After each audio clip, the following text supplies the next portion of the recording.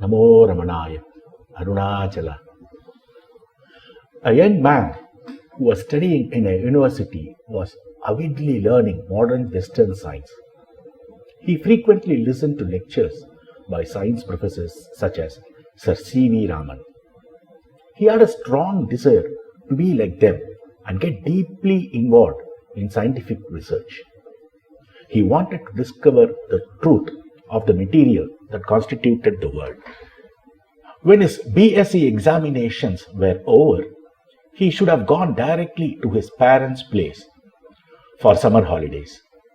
This time, though, having received some money as refund from his hostel, he decided that he would go home in a roundabout way, using the extra cash to visit somewhere else on the way.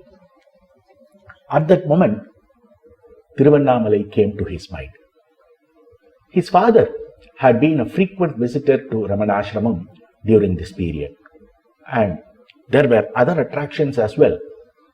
There was an ancient temple with famous history, there was the mountain, and there was the ashram of a rishi. The thought that he should see the rishi's ashram was like arose in him. So, the night that his last examinations were completed, he started his journey to Ramanasramam and reached there the following morning. He received the Maharishi's Darshan as soon as he arrived. He had not seen rishis before, except in films, and the Maharishi was unlike any of the cinematic rishis he had seen. Though he wore only a loincloth, the Maharishi appeared to be an ordinary person. The young man prostrated to the Maharishi and sat in front of him in the hall. The Maharishi was just sitting silently, and not even a whisper came out from those who were sitting near him. Some time passed in this way, but the young man could not sit for long without speaking. However, he did not know what to talk about with the Maharishi. Fortunately for him, there were books near the Maharishi. He picked one out and began to read it. It was an English commentary on Ullathu Naarpadu. In this book, he found phrases such as, "The world is false," and "what exists is only one." These ideas puzzled the young man.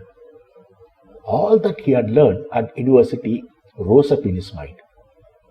The nature of atom and universe, the wonderful and great power that was in store in them, and the means employed by scientists to harness this power for everyday use. He began to think about the book he was reading and the academic knowledge he had acquired. I am like a tiny atom in this vast universe. Why should God create me here? Where was I before I was born? Where will I be after I die? And why should I be here now? Is not everything that I see real? Am I not aware of the existence of things through my five senses? The Maharishi says that none of these things exists. Am I not seeing the Maharishi himself sitting in front of me? Thoughts such as these churned his mind until he could no longer continue reading that book. He became lost in deep thought. The Maharishi then looked at the young man and asked, "What is your doubt?" The young man immediately sat up and, looking at the Maharishi, replied, "A form exists on the sofa and another form exists on the floor. If I open my eyes and look, the two of them are clearly visible. But you are teaching that what exists is only one. How can this be true?" The Maharishi laughed a little and then kept quiet for some time. A few minutes later, he gave the following reply. "Don't you perform experiments in the laboratory when you are at the university? Let us suppose that you are researching into some topic.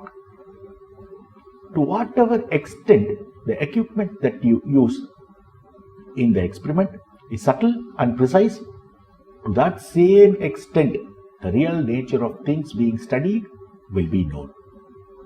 But even if the equipment is highly sophisticated, if your vision is not normal, then the true nature of the things being studied will not be known.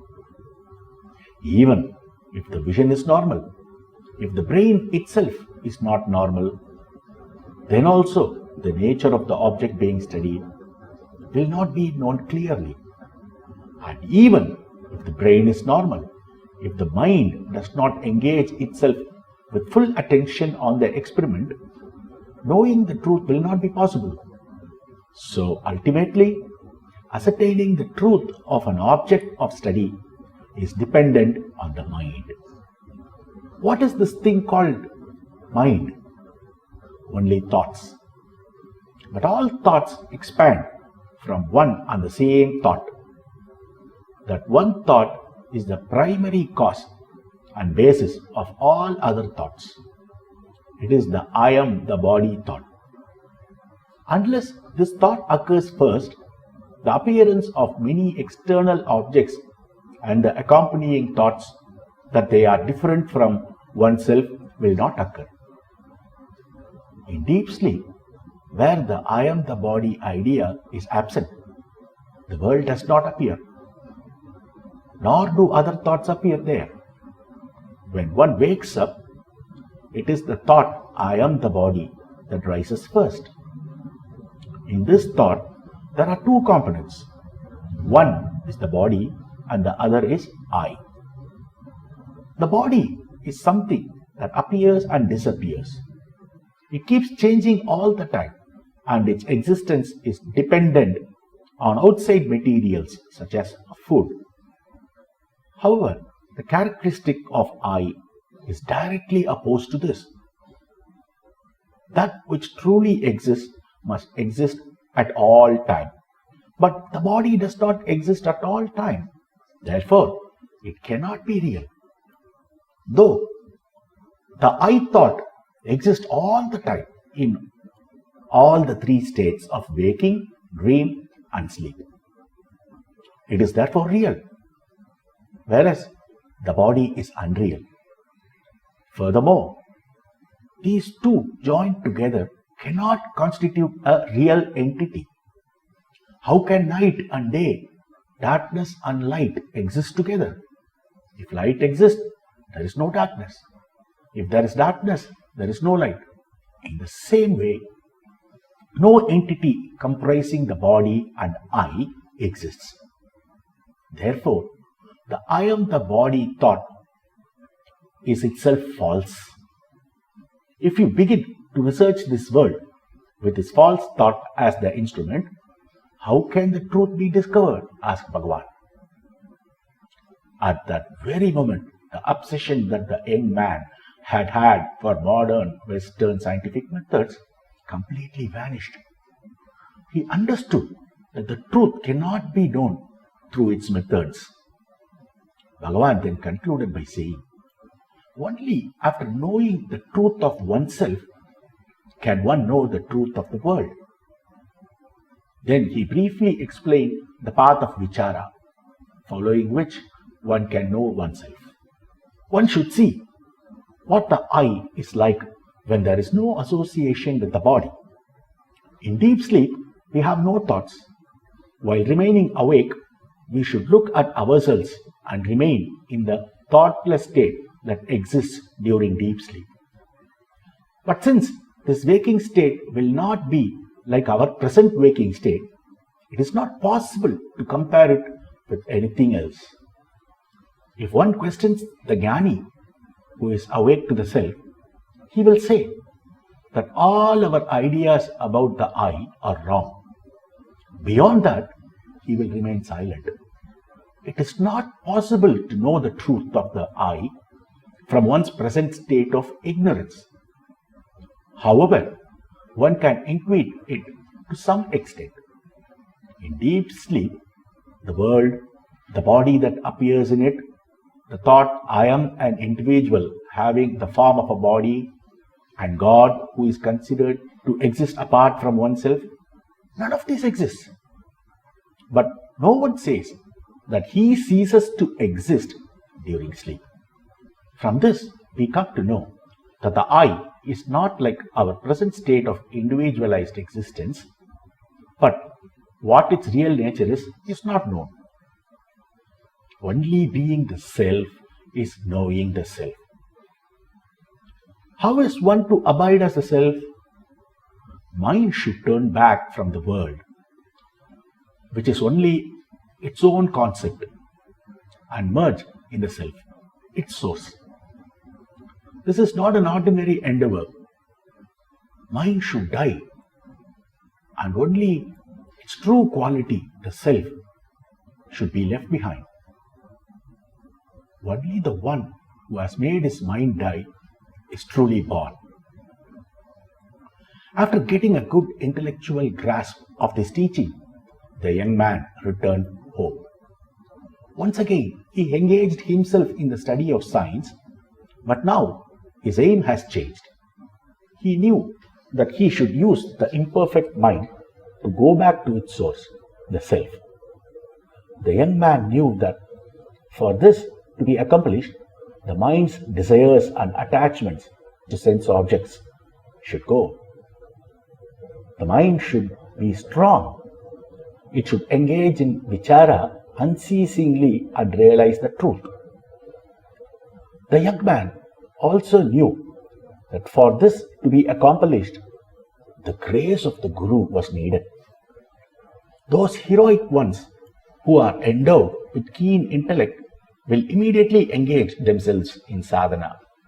Others, though they live in the world, must inquire through the power of Guru's grace and with the discriminating intellect into the joys and sorrows that they experience, and should pay close attention to what they have to learn from these various experiences.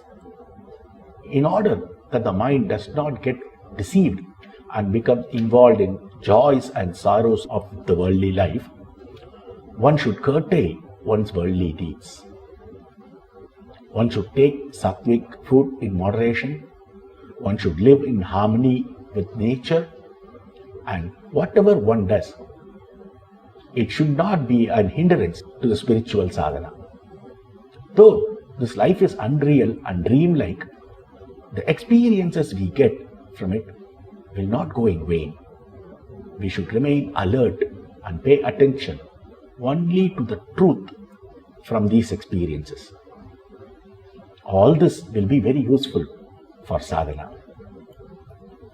It was only with this aim that the young man continued to read science. He did not aspire to get either a high qualification or an elevated position. Whatever subject he learned, he did not learn them with the intention of getting high status and wealth. He first attained a good proficiency in all the subjects he had taken up for study, and then went into service as a teacher.